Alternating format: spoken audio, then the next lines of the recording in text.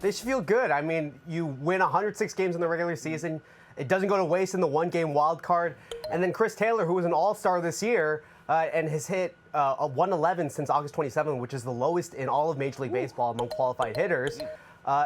He came through and hit a walk-off. It means that your bench was deep, and then you also had someone like Kelly Jansen come through, who has been up and down throughout the course of this year, come in and strike out 3 guys in a really, really big spot. The Dodgers have to feel good about where they are, especially given the level of talent on this roster. Now, they're going to be facing a really, really big challenge in their division rival in the Giants, but this is one of the most talented rosters that we've seen in a really, really long time, and it's coming together right now. After last night, should the Dodgers feel lucky or good?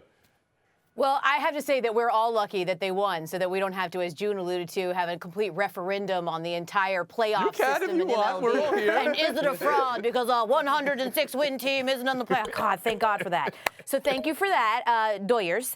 I would say that they're good, and as instrumented by, or rather as we saw yesterday, by the 2 guys that were really important in this win, right? Max Scherzer said that Chris was tailor-made for this moment, right? To come in the 7th on defense and actually do this.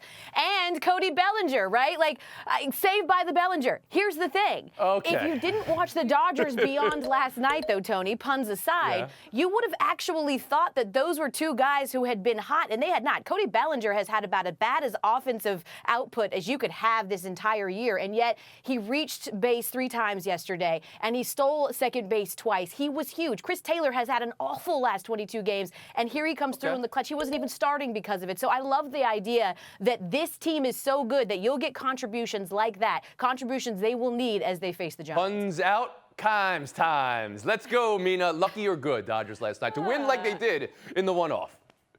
Yeah, I mean, look, if your opponents go 0 for 11 with runners in scoring position, which ties a single elimination game record, there has to be a little bit of luck involved. If, as June Lee and Elle have pointed out, the guy who hits the walk-off homer, Mariners legend Chris Taylor, is someone who has not only not been batting well for a while now, but not been slugging at all, you're a little bit lucky. It doesn't mean the Dodgers aren't a good team. I think they're a better team, and I picked them to win. They just happen to have the baseball gods smiling upon them in this game, and good for them. And Justin Tinsley.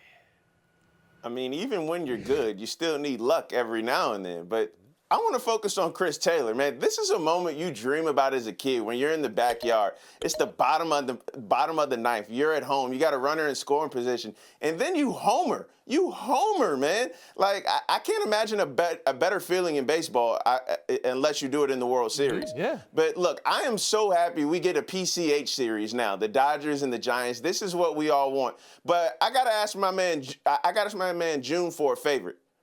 Call Rob Manfred. Make this NLDS 7 games. I don't need just 5 games of this. I need 7 games. Well, you're going to get 5 of it, and it's the most absurd division series matchup of all time. Thanks for watching ESPN on YouTube. For live streaming sports and premium content, subscribe to ESPN+.